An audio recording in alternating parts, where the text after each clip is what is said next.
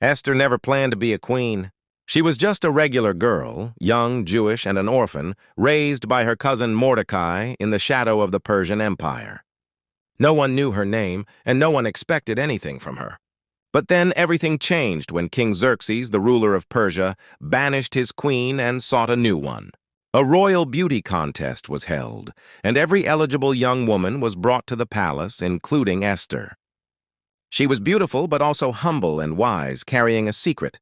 She was Jewish. Mordecai warned her to keep this hidden. To everyone's amazement, the king chose Esther. A simple Jewish girl became the queen of the most powerful empire on earth. It felt like a fairy tale, until it became a nightmare. Haman, second in command to the king, rose in power. Arrogant and power-hungry, Haman demanded that everyone bow to him, but Mordecai refused. He would bow only to God.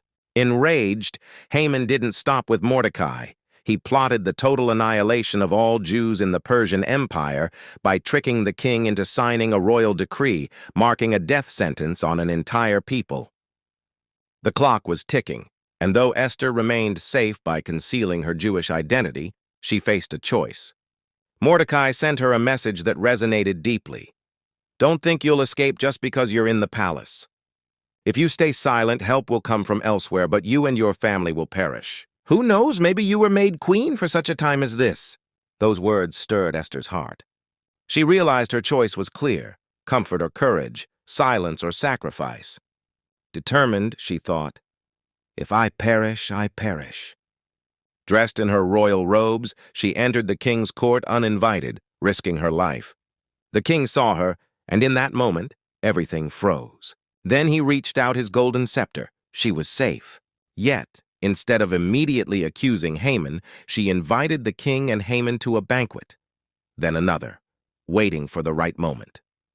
At the second banquet, Esther spoke boldly.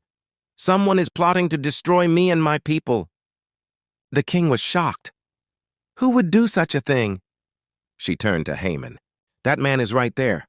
Tension filled the room as the king stormed out in fury. Haman begged for his life, falling at Esther's feet, but it was too late.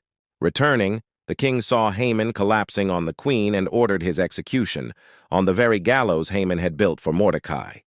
Esther revealed the evil plot. Mordecai was honored, and the Jewish people were saved. The empire witnessed true courage, not from a soldier or a prophet, but from a young woman who chose to speak up instead of remaining silent. Esther's story transcends time.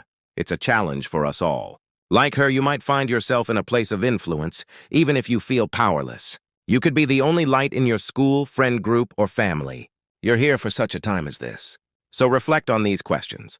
What are you staying silent about? Who around you needs someone brave enough to speak up?